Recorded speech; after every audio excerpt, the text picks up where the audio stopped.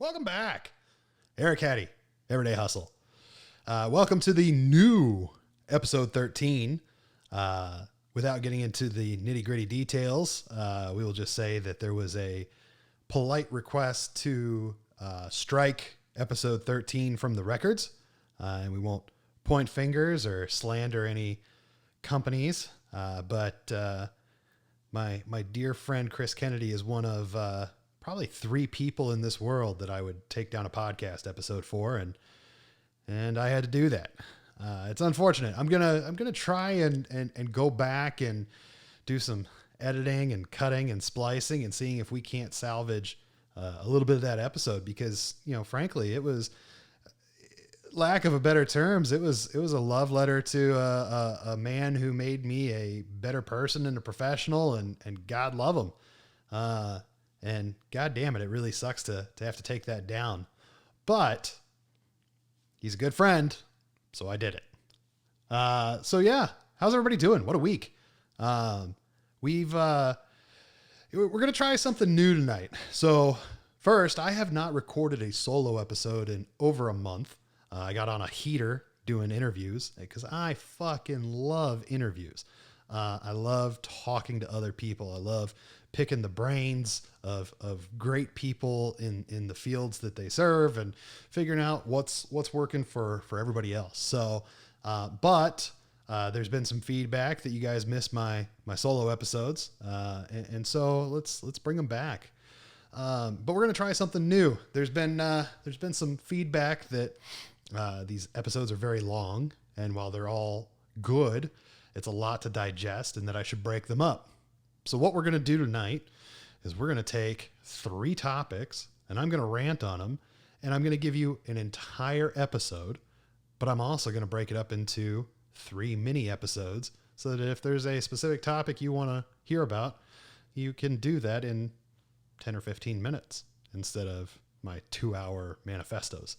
So yeah, we'll give it a shot. We'll run some A/B testing. We'll see if we can't see what works and what doesn't. So anyway, man, I'm kind of torn because, you know, I got in this swing of, you know, as I kick out the intro into the music, and then we get into the meat and potatoes of the episode, I always say, without further ado, my good friend, and I don't have that. It's just me. So, fuck, let's figure it out. We're going to do this on the fly. Ready? Okay. Let's see. Okay. We're gonna have to cut this shit out. All right. No, I got this. My brain don't fail me now. Fuck it. Let's just do this. Guys, I hope you're all safe out there. I hope you are, fighting the good fight for whatever it is you believe in.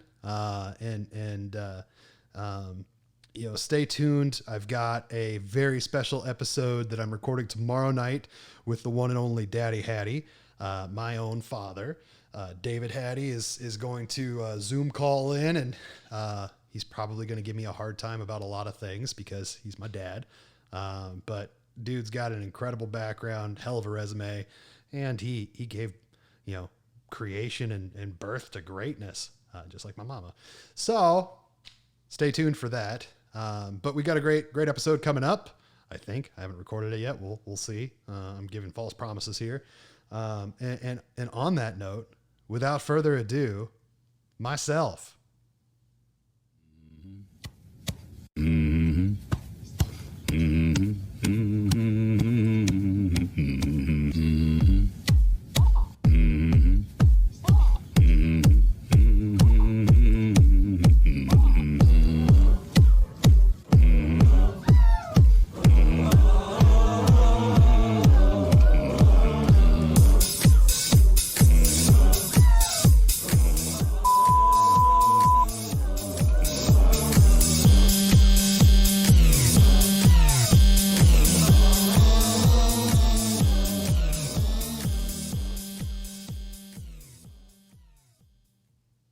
So let's talk about micromanagement.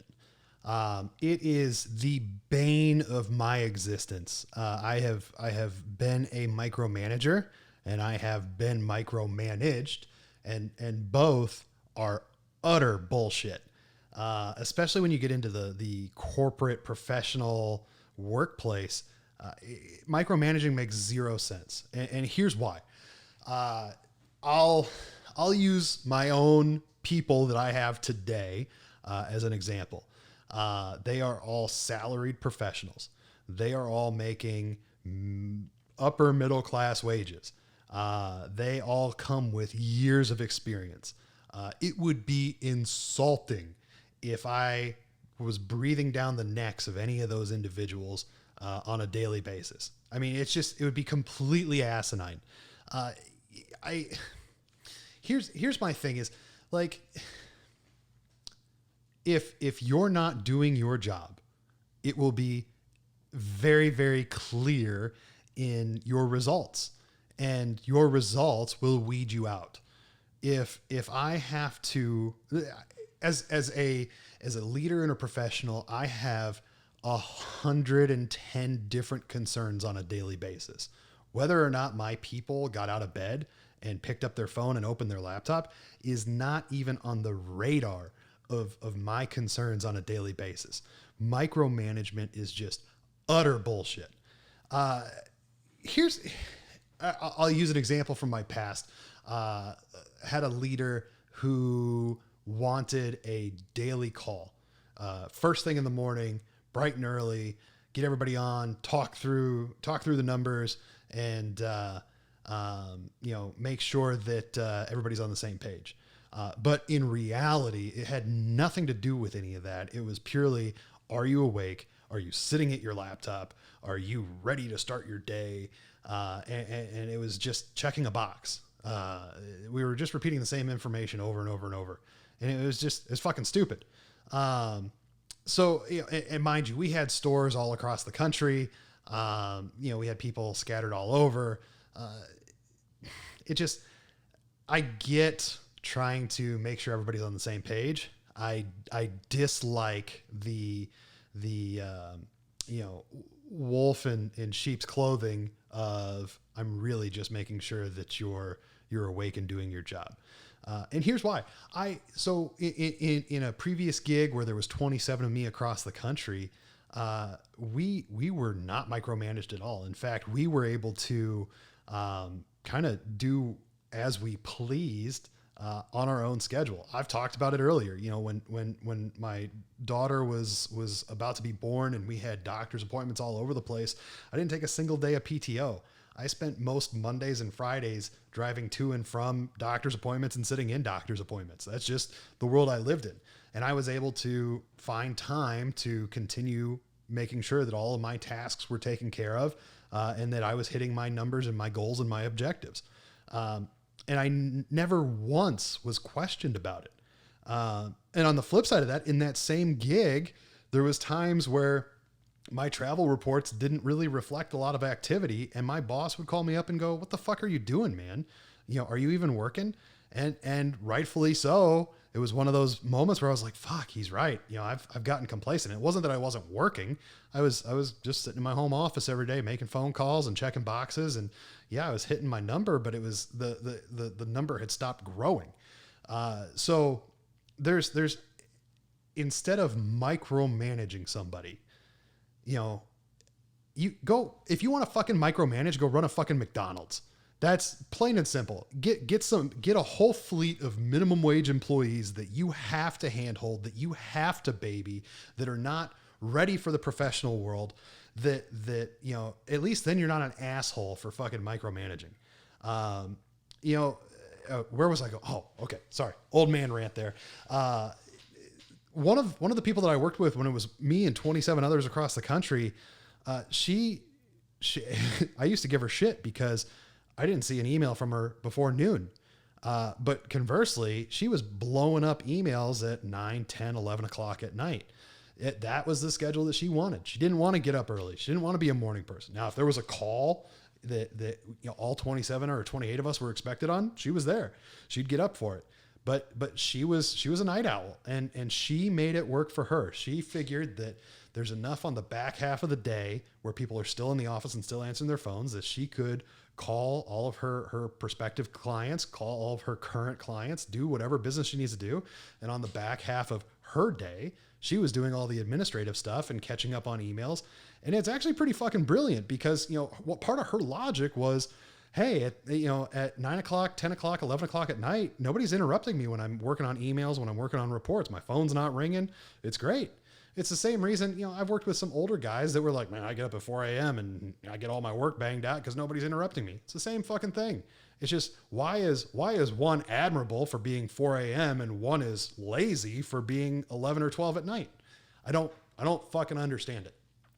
At the end of the day, I truly believe that if you are in a professional workplace with salaried employees, you've got them on the clock 24/7, 365. What time they're doing their work is a moot point. It's as long as the work is getting done, the numbers are being hit, the objectives are being, checked off, then who the fuck cares? Let them do what they do best when they do it best. Plain and simple. I'm all about manage people how they want to be managed. And, there are some individuals I have people who work for me today who say, you need to stay on top of me. I need that driving force. And that's okay. It's not that they're bad at their jobs or they're not mature or they're not ready for corporate America. It just, some people need that. There's times when I need that. There's times when I need somebody pushing me and driving me because I've hit a rut or I've gotten complacent. That's okay. But in the big picture, you shouldn't have to, that's rudimentary shit. I guess that's all I'm trying to say. So if you're watching this and you're a leader or a manager or whatever you are, if you have people that work for you, maybe take a step back and evaluate the way you're treating your people, the way you're talking to your people. The perception is reality. And if the perception is that you're a micromanager and you don't trust your people, sorry, that's just the reality. And I guess, as I say that, it comes down to just that. It's trust. Do you trust that your people will do what they need to do when they need to do it? Do you trust your employees? And if you don't, then you've got a bigger problem. You've either got the wrong people or you've got the wrong attitude. And either way, you got to fix it.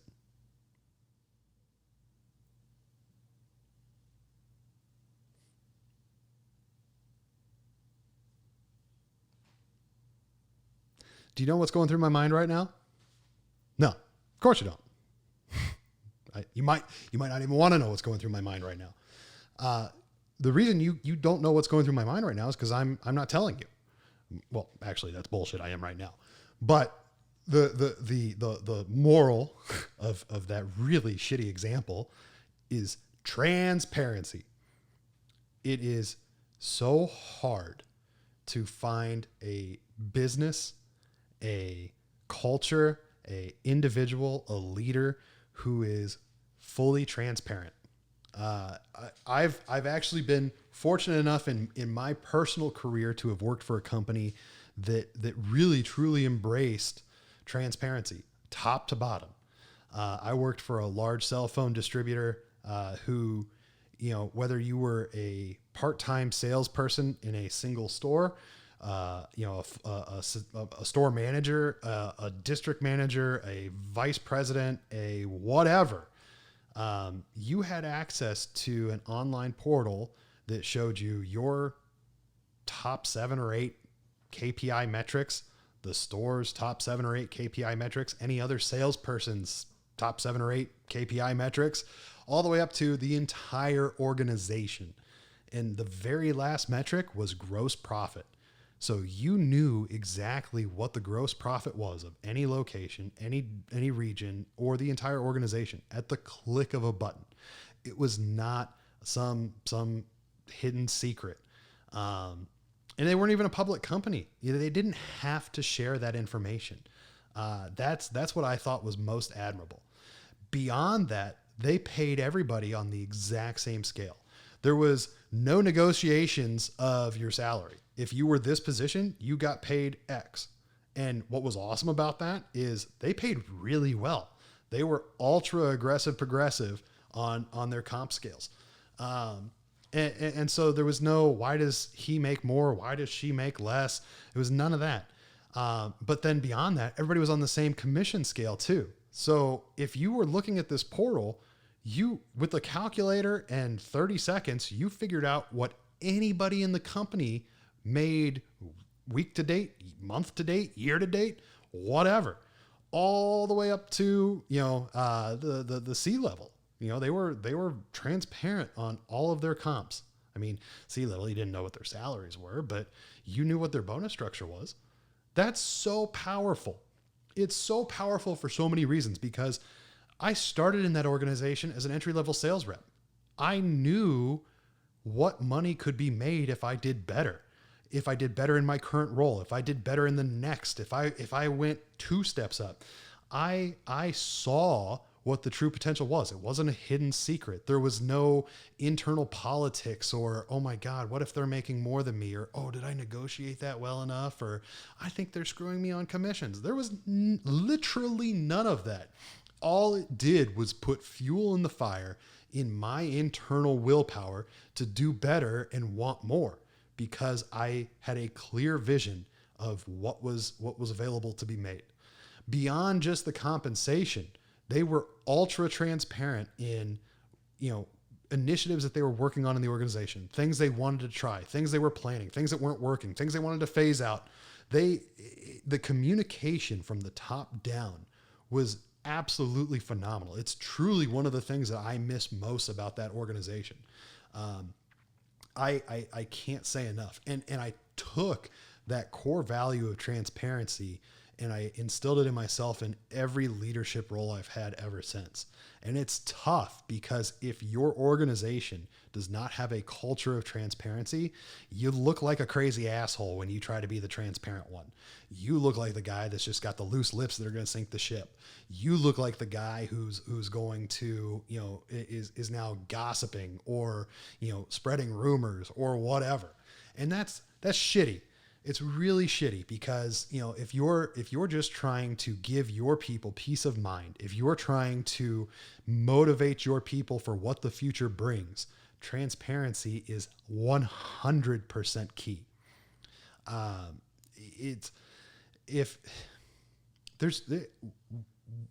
What does it accomplish hiding something? Now, and I get, if you're a private company, if you are working on a confidential project, I have NDAs that I'm under today that, God help me if I even gave an inkling of what those were to anyone in the organization, much less you, my friends on the internet. But those are one thing. And I 100% respect confidentiality where it's needed. But there are so many things in corporate America that are treated with confidentiality, whether it's, internal structuring, whether it's upcoming plans for projects or initiatives, that don't need to be confidential. And here's the biggest reason why. Some of the best tweaks that came to a plan in that previous gig I was telling you about, some of the best red flags that were thrown up to stop pending failure of an initiative or a project came from, a entry-level guy who in any other organization would have never even heard of the project, but it's just another set of eyes going, hey, what if this happens? Or, hey, watch out for that. You pay these people on a daily basis to show up and give you their best. So why not get their input? Why not tap into the knowledge of many instead of the knowledge of some? And that's truly what transparency brings to the table. So, the next time you're talking to your team or talking to a colleague and all of a sudden you feel that need to guard information, stop and ask yourself, why? Is there a fiduciary or legal reason that I have to withhold this information? And if the answer is no, then why the fuck? Why not? Why not? I truly believe in the bottom of my heart that organizations could catapult to the next level with minimal effort just by having an open dialogue with their people. And beyond that, fuck, once you become an expert at that, become transparent with your customers, become transparent with your clients. There is something to be said. I mentioned in an earlier episode that I walked sales out the door because I was completely honest and transparent. That brought more sales back to me. It brought more respect back to me. And you would be amazed what you could do in your corporate culture if you just stopped guarding and just had open dialogue. So my challenge to each of you, be more transparent in your organization, be more transparent with your people. And by all means, if it fails and backfires in your face, horrendously, let me know. And let's have an open dialogue and talk through it and see where it went wrong. But I promise you, it is absolutely a key to success, and you 100% will not regret trying it. There's so many different excuses that you can use as to why someone is better than you, why someone's more successful than you, why someone did better than you. And sometimes it's valid. Hey, company A did better than me because they had more money. Hey, so-and-so practiced harder at the gym, so they lifted more than me. Those are valid excuses, but at the end of the day, they're just excuses. But there's one resource that nobody has more of than you, and that's time. Whether you're Warren Buffett or you're the janitor, you have the same number of seconds, minutes, hours in a day, in a week, in a year. It is truly a level set resource. And it's your opportunity to do with that time what you will. And this one's fascinated me because I was absolutely dog shit terrible at managing my time. And there's still instances like COVID-19 quarantine where I was dog shit at managing my time for a good chunk of it. There's a million different books about this. There's a million different philosophies about this. I'm going to share what worked for me, mostly because I'm manifesting it back out into the world because I'm going to start doing it again. And that is zero-based scheduling. So if you're not familiar with what zero-based scheduling is, you basically account for every minute of every day on your schedule. Every minute is assigned to something. And it's going to seem a little ignorant, but I promise you that it's going to drive behavior and it's going to instill habits that will make you a better time management aficionado. So let's talk through mine, for example. And if I'm feeling real fancy, I might even throw my calendar right up here in my picture-in-picture. But I know that I'm going to get up at the same time every day. And because I know this, I start my schedule blocks there. The rule I use is that everything is blocked in 15, 30, 45, or 60-minute windows. And this allows you to, A, not get so fucking granular that you're blocking a 1-minute window or a 5-minute window, because that would just drive you to insanity.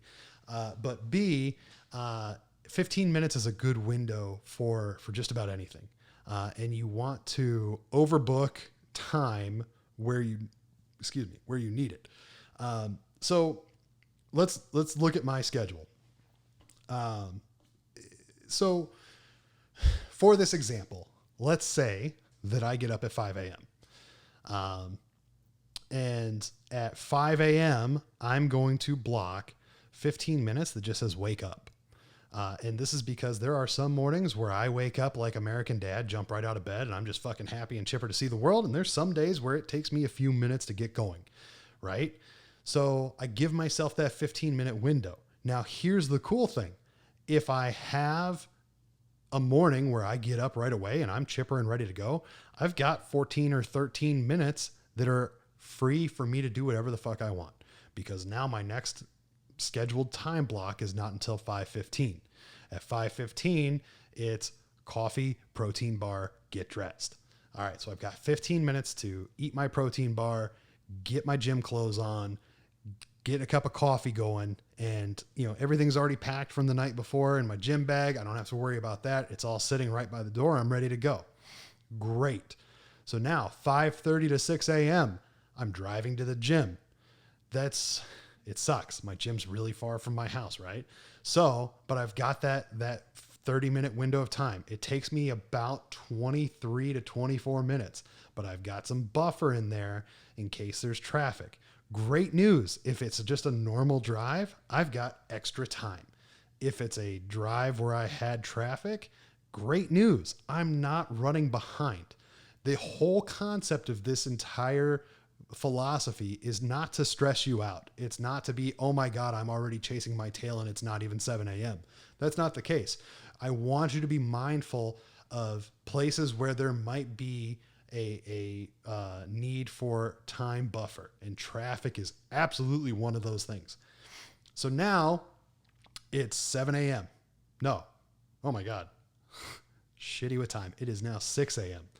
And I'm at the gym, and I have allotted myself an hour and a half to work out. However, I've broken it into blocks. So 15 minutes is in the sauna. 30 minutes is cardio. 30 minutes is lifting. And then another 15 minutes of sauna. Now I've got 30 minutes to shower and get dressed at the gym. Now here's the great thing.